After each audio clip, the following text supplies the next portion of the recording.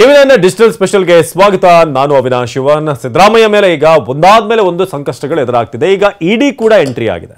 ಒಂದ್ ಕಡೆ ಲೋಕಾಯುಕ್ತದಲ್ಲಿ ತನಿಖೆ ಚುರುಕುಗೊಂಡಿದ್ದಾರೆ, ಇನ್ನೊಂದ್ ಕಡೆ ಇಡಿ ಕೂಡ ಎಂಟ್ರಿ ಕೊಟ್ಟಿದೆ. ಯಾಕಂದ್ರೆ ಮೈಸೂರು ಲೋಕಾಯುಕ್ತ ಪೊಲೀಸರಿಂದ ಎಫ್ಐಆರ್ ದಾಖಲಾದ್ಮೇಲೆ ಇದರ ಬೆನ್ನಲ್ಲೇ ಸ್ನೇಹಮಯಿ ಕೃಷ್ಣ ಏನಿದ್ದಾರೆ ಅವರು ಇಡಿಗೂ ಕೂಡ ಕಂಪ್ಲೇಂಟ್ ಅನ್ನು ಕೊಟ್ಟಿದ್ರು. ಮೈಸೂರು ಲೋಕಾಯುಕ್ತದಲ್ಲಿ ದಾಖಲಾದಂತ ಎಫ್ಐಆರ್ ನ ಆಧರಿಸಿ ಇದೀಗ ಕೇಂದ್ರ ಸರ್ಕಾರದ ತನಿಖಾ ಸಂಸ್ಥೆ ಇಡಿ ಸಂಸ್ಥೆಯಿಂದಲೂ ಕೂಡ ಈಗ ಪ್ರಕರಣ ದಾಖಲಾಗಿದೆ. ಸೊ ಲೋಕಾಯುಕ್ತ ಎಫ್ಐಆರ್ ನಲ್ಲಿ ಉಲ್ಲೇಖವಾದಂತಹ ವಿಷಯ ಆಧರಿಸಿ ಇಡಿ ಈಗ ಇಸಿಐಆರ್ ನ ದಾಖಲಿಸಿದೆ. ಹಾಗಾದ್ರೆ ಇಡಿ ಯಾಕೆ ಎಂಟ್ರಿ ಕೊಡ್ತು, ಯಾಕೆ ಎಂಟ್ರಿ ಕೊಟ್ಟಿರಬಹುದು, ಹಾಗೇನೆ ಈ ಇಸಿಐಆರ್ ಅಂದ್ರೆ ಏನು, ಇದು ಸಿದ್ದರಾಮಯ್ಯನವರಿಗೆ ಎಷ್ಟು ಮಟ್ಟಿಗೆ ಕಂಟಕ ಆಗುತ್ತೆ, ಇದೆಲ್ಲದರ ಬಗ್ಗೆ ಕೂಡ ವಿವರವಾಗಿ ಮಾಹಿತಿಯನ್ನ ತಿಳಿಸ್ತಾ ಹೋಗ್ತೀವಿ. ಸೊ ಇಡಿ ಏನಿಗೆ ಈ ಕೇಸ್ನಲ್ಲೂ ಕೂಡ ಮುಖ್ಯಮಂತ್ರಿ ಸಿದ್ದರಾಮಯ್ಯ ಅವರು ಆರೋಪಿ ನಂಬರ್ 1A1 ಅಂತ ಈ ಕೇಸ್ನಲ್ಲೂ ಕೂಡ ಇಡಿ ಉಲ್ಲೇಖ ಮಾಡಿದೆ.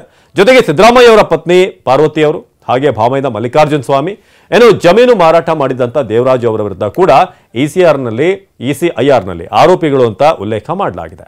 ಹಾಗಾದ್ರೆ ಇಸಿಐಆರ್ ಅಂದ್ರೆ ಏನು ಅನ್ನೋದ್ರ ಬಗ್ಗೆ ನಿಮಗೆ ವಿವರವಾಗಿ ತಿಳಿಸೋದಾದ್ರೆ, enforcement case information report PMLA ಕಾಯ್ದೆ ಅಡಿಯಲ್ಲಿ ಇಸಿಐಆರ್ ದಾಖಲಾಗಿದ್ದು, ಈ ಇಸಿಐಆರ್ ಪೊಲೀಸರ ಎಫ್ಐಆರ್ಗೆ ಸಮ.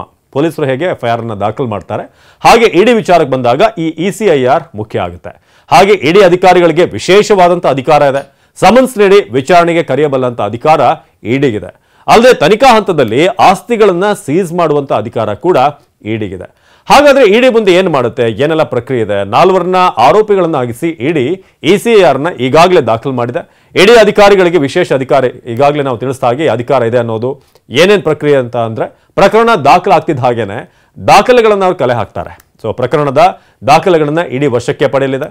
ಅಲ್ಲದೆ ಮುಡಾ ಕಚೇರಿ ಮೇಲೆ ದಾಳಿ ಮಾಡಲಿದ್ದು, ಸಂಬಂಧಪಟ್ಟಂತ ಇಲಾಖೆಗಳ ಮೇಲೆ ದಾಳಿಯನ್ನು ಕೂಡ ಮಾಡಬಹುದು.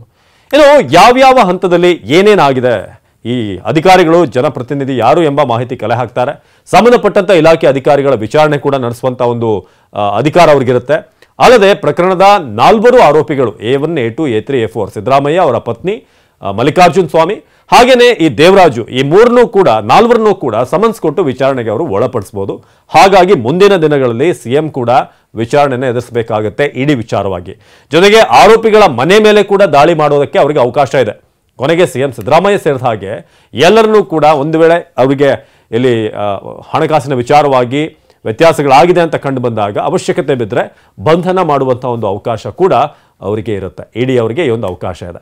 ಹಾಗಾದ್ರೆ ಇಡಿ ಯಾಕೆ ಎಂಟ್ರಿ ಕೊಟ್ಟಿದೆ ಈ ಕೇಸ್ನಲ್ಲಿ? ಇದುವರೆಗೆ ನಾವು ಲೋಕಾಯುಕ್ತ ನೋಡಿದ್ವಿ, ಅಲ್ಲಿ ಎಫ್ಐಆರ್ ದಾಖಲಾಗಿದೆ, ಅವರಿಗಾಗಲೇ ಎಲ್ಲ ತನಿಖೆ ಮಾಡ್ತಿದ್ದಾರೆ. ಜೊತೆಗೆ ಈ ಸ್ಥಳಕ್ಕೂ ಹೋಗಿ ಮಹಜರ್ ಆರಂಭ ಆಗಿದೆ. ಎಲ್ಲಿ ಕೆಸರೆ ಗ್ರಾಮದಲ್ಲಿ ಜಮೀನಿನ ಡಿಸ್ಪ್ಯೂಟ್ ಆರಂಭ ಆಯ್ತಲ್ಲ, ಸೊ ಅಲ್ಲಿ ಈಗ ಹೋಗಿ ಸ್ಥಳ ಮಹಜರು ಕೂಡ ಮಾಡಿದ್ದಾರೆ. ಈ ನಡುವೆ ಇಡಿ ಯಾಕೆ ಬಂತು ಅನ್ನೋದು ಸಹಜವಾಗಿ ನಿಮ್ಮನ್ನ ಕಾಡುವಂತ ಪ್ರಶ್ನೆ. 3 ಕಾರಣ ಇರಬಹುದು ಅಂತ ಈಗ ಸದ್ಯಕ್ಕೆ ಇರುವಂತಹ ಲೆಕ್ಕಾಚಾರ. ಮುಡಾದಲ್ಲಿದ್ದಂಥ 364 ಕೋಟಿ ವರುಣ ಶ್ರೀರಂಗಪಟ್ಟಣ ಕ್ಷೇತ್ರಕ್ಕೆ ಬಳಕೆ ಆಗಿರುವಂತಹ ಆರೋಪ. ಇದೇ ಪ್ರಕರಣದಲ್ಲಿ ಸಿಎಂ ಸಿದ್ದರಾಮಯ್ಯ ವಿರುದ್ಧ ಇಡಿ ಕೇಸ್ ದಾಖಲಾಗಿರೋದು. ಮುಡಾ ಹಣವನ್ನು ಕಾನೂನು ಬಾಹಿರವಾಗಿ ಬಳಕೆ ಮಾಡಲಾಗಿದೆ ಅನ್ನೋದು, ಸಿಎಂ ಮೌಖಿಕ ನಿರ್ದೇಶನದ ಅನ್ವಯ ಕಾಮಗಾರಿ ಮಾಡಲಾಗಿದೆ ಅನ್ನೋ ಆರೋಪ ಇಲ್ಲಿದೆ. ಹಾಗೇನೆ ಮತ್ತೊಂದು ಕಾರಣ ಅಂತಂದ್ರೆ, ಮುಡಾ ಸೈಟ್ ಹಂಚಿಕೆಯಿಂದ 56 ಕೋಟಿ ಅಕ್ರಮ ಲಾಭ ಆರೋಪ. ಸೊ ಸಿಎಂ ಸಿದ್ದರಾಮಯ್ಯ ವಿರುದ್ಧ ಇಸಿಐಆರ್ ದಾಖಲಿಸಿರುವಂಥದ್ದು ಇಡಿ. ಐಪಿಸಿಯ ಕೆಲ ಸೆಕ್ಷನ್ಗಳ ಅಡಿಯಲ್ಲಿ ಸಿಎಂ ವಿರುದ್ಧ ಈ ಇಸಿಐಆರ್ ದಾಖಲಾಗಿದೆ. ರಾಜ್ಯ ಸರ್ಕಾರದ ಬೊಕ್ಕಸ ಇದೆಯಲ್ಲ, ಅದಕ್ಕೆ ನಷ್ಟ ಉಂಟು ಮಾಡಿದಂಥ ಆರೋಪ ಇದೆ. ಇದು ಮತ್ತೊಂದು ಆರೋಪ.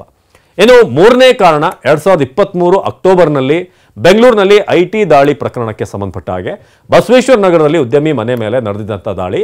ಆಗ ಉದ್ಯಮಿ ಮನೆಯಲ್ಲಿ 40 ಕೋಟಿಗೂ ಅಧಿಕ ಹಣ ಸಿಕ್ಕಿತ್ತು. ಉದ್ಯಮಿ ಮನೆಯಲ್ಲಿ ಸಿಕ್ಕಂತ ಹಣ ಏನಿದೆ ಅದು ಸಚಿವರಿಗೆ ಸೇರಿದ್ದು ಅಂತ ಹೇಳಲಾಗ್ತಾ ಇತ್ತು. 40 ಕೋಟಿ ಮುಡಾಗೆ ಸಂಬಂಧಪಟ್ಟಿದ್ದು ಅನ್ನೋ ಗುಮಾನಿ ಕೂಡ ಇತ್ತು. ಈ ಪ್ರಕರಣಕ್ಕೆ ಸಂಬಂಧಪಟ್ಟ ಹಾಗೆ ಇಡಿ ತನಿಖೆಗೆ ಏನಾದರೂ ಇಳೀತಾ? ಸೊ ಇಂಥ ಒಂದಷ್ಟು ಸಾಧ್ಯತೆಗಳಿದೆ. ಯಾಕಂದ್ರೆ ಇಸಿಐಆರ್ ನ ಡೀಟೇಲ್ಸ್ ಏನೋ ಅಷ್ಟು ಬೇಗ ಡಿಸ್ಕ್ಲೋಸ್ ಆಗುವಂಥದ್ದಲ್ಲ.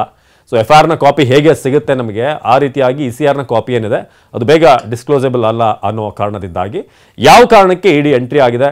ಇಲ್ಲಿ ಮನಿ ಲಾಂಡ್ರಿಂಗ್ ಅನ್ನೋದು ಎಲ್ಲಿ ಬರುತ್ತೆ? ಯಾಕಂದ್ರೆ ಸಿದ್ದರಾಮಯ್ಯ ಕೂಡ ಈ ವಿಚಾರವನ್ನು ಹೇಳಿದ್ರು. ಇವತ್ತು ಇಲ್ಲೆಲ್ಲೂ ಕೂಡ ಮನಿ ಲಾಂಡ್ರಿಂಗ್ ಪ್ರಶ್ನೆನೇ ಬರೋದಿಲ್ಲ. ಯಾಕೆ ಬರುತ್ತೆ ಅಂತ ಅಭಿಷೇಕ್ ಮನು ಸಿಂಘ್ವಿ ಕೂಡ ಇವತ್ತು ಪ್ರೆಸ್ ಮೀಟ್ ಮಾಡಿ ಹೇಳಿದ್ರು. ಇದು ಬಿಜೆಪಿ ಸರ್ಕಾರದಿಂದ ಆಗ್ತಿರುವಂಥ, ಅದು NDA ಕಡೆಯಿಂದ ಆಗ್ತಿರುವಂಥ ಷಡ್ಯಂತ್ರ. ಸಿದ್ದರಾಮಯ್ಯನವ್ರನ್ನ ಬುಲ್ಡೋಸ್ ಮಾಡಬೇಕು ಅನ್ನೋದು ಅವರು ಮಾಡ್ತಿರುವಂತಹ ಪ್ರಯತ್ನ. ಹಾಗಾಗಿ ಇಡಿಯನ್ನು ತರೋ ಮೂಲಕ ಏನು ಎಲೆಕ್ಷನ್ ಡಿಪಾರ್ಟ್ಮೆಂಟ್ ರೀತಿಯಾಗಿ ಆಗಿದೆ ಅಥವಾ ಈ ಡೆಮಾಲಿಷನ್ ಮಾಡುವಂಥ ಒಂದು ಗ್ರೂಪ್ ಆಗಿದೆ ಅಂತ ಅಭಿಷೇಕ್ ಮನು ಸಿಂಘ್ವಿ ಅವರ ಮಾತುಗಳನ್ನು ನಾವು ನಿಮ್ಗೆ ಹೇಳ್ತಾ ಇರೋದು. ಆ ರೀತಿ ಹೇಳಿದರು. ಇಡಿಯನ್ನ ಕೇಂದ್ರ ಸರ್ಕಾರ ತನ್ನ ಎಲ್ಲೆಲ್ಲಿ ಬೇರೆ ಪಕ್ಷಗಳು ಅಧಿಕಾರದಲ್ಲಿವೆ, NDA ಏತರ ಪಕ್ಷಗಳು ಅಥವಾ ಒಕ್ಕೂಟ ಅವರ ಒಂದು ಅಲಯನ್ಸ್ ಏನಿದೆ ಅಧಿಕಾರದಲ್ಲಿದೆ, ಆ ಎಲ್ಲ ಕಡೆ ಕೂಡ ಮುಖ್ಯವಾಗಿ CM ಕುರ್ಚಿಯಲ್ಲಿರೋರನ್ನ ಬುಲ್ಡೋಸ್ ಮಾಡೋದು ಇವರ ಪ್ಲಾನ್ ಅಂತ ಈಗ ಕಾಂಗ್ರೆಸ್ನವ್ರು ಹೇಳ್ತಿದ್ದಾರೆ. ಸೊ ಪೊಲಿಟಿಕಲಿ ಏನೇ ಇರ್ಬೋದು, ಆದರೆ ಲೀಗಲಿ ನಾವು ಮಾತನಾಡೋದಾದ್ರೆ ಏನಾದರೂ ಮನಿ ಲಾಂಡ್ರಿಂಗ್ ಆಗಿದ್ರೆ ಇಡಿಗೆ ಆ ಒಂದು ಅಧಿಕಾರ ಇರುತ್ತೆ. ಹಾಗಾದ್ರೆ ಈ ಕೇಸ್ನಲ್ಲಿ ಮನಿ ಲಾಂಡ್ರಿಂಗ್ ಆಗಿದೆಯಾ, ಮುಡಾ ಪ್ರಕರಣಕ್ಕೆ ಸಂಬಂಧಪಟ್ಟ ಹಾಗೆ ಆ ಹಣ ಏನಾಗಿದೆ, ಸೊ ಅದನ್ನು ಬೇರೆಯವ್ರಿಗೆ ಎಲೆಕ್ಷನ್ಗೆ ಬಳಸುವಂಥದ್ದು ಇಂಥದ್ದು ಏನಾದರೂ ಆಗಿದೆಯಾ, ಇದೆಲ್ಲವೂ ಕೂಡ ಇಡಿ ತನಿಖೆಯಿಂದ ಗೊತ್ತಾಗುತ್ತೆ ಅನ್ನೋ ನಿರೀಕ್ಷೆ ಇದೆ. ಕಾದು ನೋಡ್ಬೇಕು ಏನಾಗುತ್ತೆ ಅಂತ. ಇಡಿ ವಿಚಾರ ಸಿದ್ದರಾಮಯ್ಯನವರಿಗೆ ಎಷ್ಟು ಮಟ್ಟಿಗೆ ಆತಂಕಕಾರಿ ಆಗ್ಬೋದು, ಇಡಿಗೆ ಹೆದರಿನೇ ಏನಾದರೂ 14 ಈ ಸೈಟ್ಗಳನ್ನು ವಾಪಸ್ ಕೊಡುವಂಥದ್ದನ್ನು ಮಾಡಿದ್ರ ಅಂತ ಈಗ ವಿಪಕ್ಷಿಗಳು ಹೇಳ್ತಾ ಇರೋದು. ಇಡಿ ತನಿಖೆಯಿಂದ ಹೆದರಿ ಈ ರೀತಿ ವಾಪಸ್ ಕೊಡುವಂಥ ನಿರ್ಧಾರಕ್ಕೆ ಬಂದರು ಅಂತ. ಕಾದು ನೋಡೋಣ ಏನಾಗುತ್ತೆ ಅಂತ ಈ ವಿಚಾರಕ್ಕೆ ಸಂಬಂಧಪಟ್ಟ ಹಾಗೆ. ಇದಾಗಿತ್ತು ಈ ಕ್ಷಣದ ಅಪ್ಡೇಟ್. ನಿರಂತರ ಸುದ್ದಿಗಾಗಿ ನೋಡ್ತಾ ಇರಿ TV9.